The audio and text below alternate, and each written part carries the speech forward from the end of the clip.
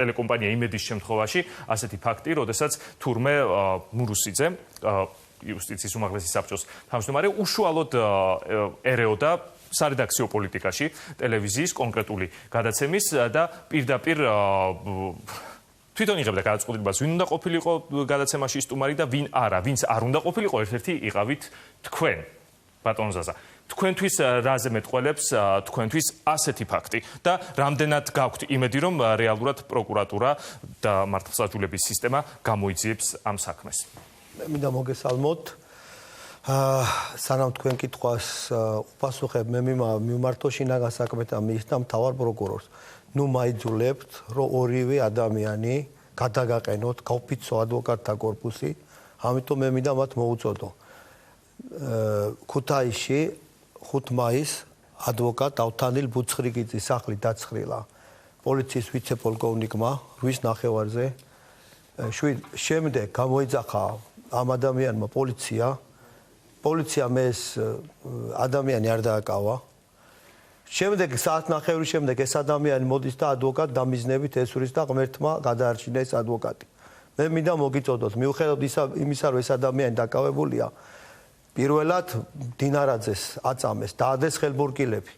დაკავებულია ის ადამიანი ორი თვე იყო, ახლა გამოუშვეს. განზრახ უკანონო დაკავებაზე ადვოკატის არავინ არ არის დაკავებული. მე მინდა მოგცეთ თქვენ ორი კვირა, მოდით ორივე გონზე თორე მე თუ დავიწყე, ორივეს თავებს გავაგორებ და დაანებეთ ადვოკატების ასე დევნას თავით, ეს მინდოდა მეთქვა. ახლა რაც შეეხება, რა თქმა უნდა, მე გეთანხმებით თქვენ, რომ საქართველოში მიდის ძალიან ცუდი პროცესები. თქვენ ნახეთ, როგორ აირჩიეს ლევან მურუსიძე.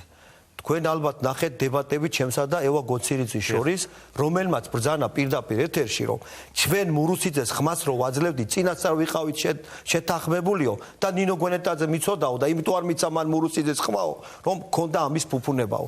ამაზე პროკურატურაში შესულია საჩივარი, მე მინდა გითხრათ, მე შევიტანე საჩივარი, პროკურატურა ამაზე სტუმს. შემდეგ ევა გოცირიძე ასევე აცხადებდა, რომ არ დანიშნავდნენო სხვა მოსამართლეობის კანდიდატებს თუ ჩვენ ლევან მურუსიძეს ხმას არ დაუჭერდითო. ფარული კენჭის ყრამდე თურმე ხდება რაღაც გარიგებები და ეს დასტურდება. ასევე თქვენ გახსოვთ, რომ რამოდენიმე კანდიდატი მოსამართლეობის უნდა დანიშნულიყო. მე ვეკითხები ყველა იურის, სად გაგიგიათ რომელ ქვეყანაში, რომ მოსამართლე წევრები ატარებდნენ პრესკონფერენციას და ლობირებდნენ ლევან მურუსიძეს, ხალხო.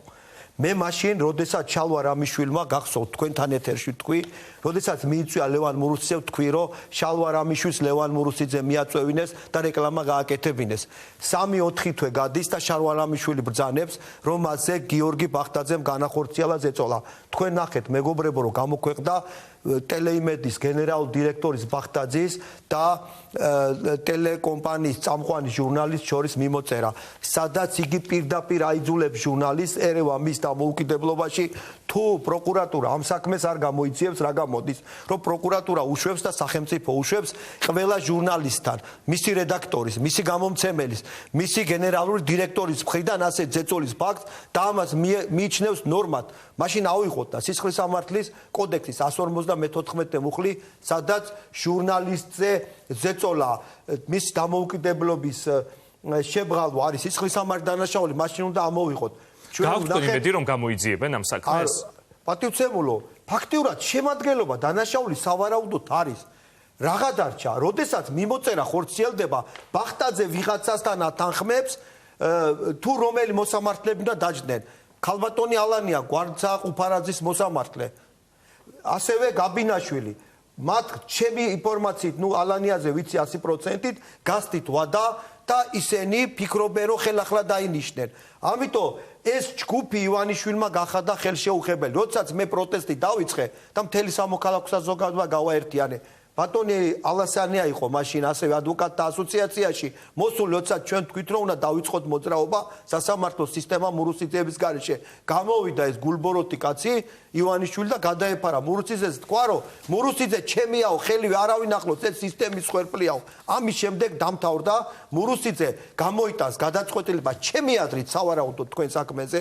ასევე მურუსიძე იმიტომ ყავთ იქ, რომ სააპელაციო სასამართლოში გადაიყვანეს ადმინისტრაციულ პალატაში და არ ვიცი ტელემაყურებელმა იცით თუ არა, საარჩევნო დავების დროს ეს არის ბოლო ინსტანცია.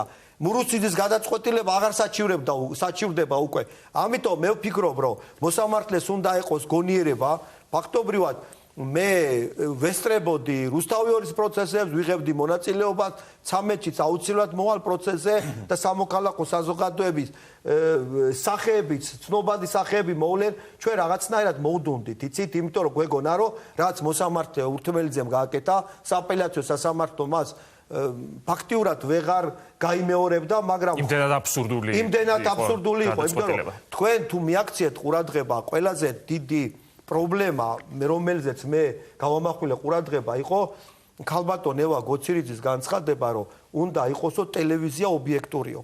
როგორ შეიძლება კერძო ტელევიზია, რომელიც თავის პროდუქციას ყიდის, ვინმე ჩაერიოს მის სარედაქციო პოლიტიკაში. პირდაპირ იუსტიციის საბჭოს წევრმა მე რუსთავიორზე უყურე მის განცხადებას. არაპირდაპირ გამოხატა შედეგის მიმართ დაინტერესება და ამიტომ ვთვლი, რომ ურთმელიძემ ეს გააკეთა კიდევაც და სწორედ ამ არგუმენტით, რომ თურმე სარედაქციო პოლიტიკა შესაძლებელი იყო რუსთავიორში, შეგვიცვალა მმართველები. აქეთკენ მივდივარ. სოფლიოს ვერც ერთ ქვეყანაში, ანუ ევროსასამართლოს პრეცედენტულ გადაწყვეტილებას ასევე ევროპულ ქვეყანაში ვერ იპოვით, სადაც მოსამართლე, რომელიც იხილავს, მეგობრებო, ორ სამეწარეო სუბიექტს შორის დავას, ის მსჯელობს გადაწყვეტილების ობიექტურობაზე. გადაწყვეტილებაზე ევროსასამართლოს პრეცედენტული გადაწყვეტილებებიდან გამომდინარე მსჯელობენ მხოლოდ მაშინ, როდესაც კონკრეტულად ადამიანს პრობლემა აქვს, თქვა თქვენ გადაცემასთან მიმართებაში. ამას გრძალავს ევროსასამართლოს პრეცედენტული ნებისმიერ გადაწყვეტილება რო ავიღოთ. მე რა მიკვირს იცით? ადამიანმა დაწერა წიგნი ევა გოცირიძემ, სადაც მოყვანილი აქვს ჰენდესაიდი დიდი ბრიტანეთის წინააღმდეგ გადაწყვეტილება, სადაც წერია, რომ ჟურნალისტი შეიძლება თავის შეფასებაში იყოს გამაოკნებელი, შეურაცხყოფელი. ეს არის დემოკრატიის განვითარების წინაპირობა. მერე, როდესაც ადამიანს უკრძალავს შენ, მიიღოს რუსთავიორიდან ინფორმაცია, თქვა ცრუ ინფორმაცია, დაუშვათ, მაგრამ მე მინდა რომ ეს ცრუ ინფორმაცია მივიღოს აზახატიაშვილს და როცა შენ მე მიგრძალავ და მეუბნები რომ იცით რა, შენ არ უნდა მიიღო ეს ინფორმაცია, ეს არის ხალხო კონვენციის მე-10 მუხლის დარღვევა. ამაზე ჩვენ საერთაშორისო ორგანიზაციები, არ ვიცი, ზედგადაგვივლიან. არჩევნებს ხო ჩატარებულად არ ჩაგვითვლიან. როგორ შეიძლება ისეთი უვიცები იყვნენ ხელისუფლებაში, რომ ეს არ ესმოდეთ.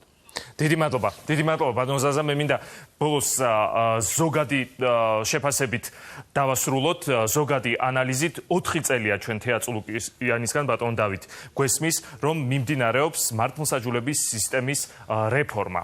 4 წლის განმავლობაში მივიღეთ ის, რაც მივიღებთ და აი ახლა მაყურებელი ხედავს, რის შესახებ გვიწევს ჩვენ ისევ მსჯელობა. შესაბამისად, თქვენ შეგიძლიათ თქვათ, რომ ნაწილობრივ მაინც რეფორმამ რაიმე დადებით მიზნამდე მიგვიყვანა. საღამომშვიდობის მადლობა მოწვევის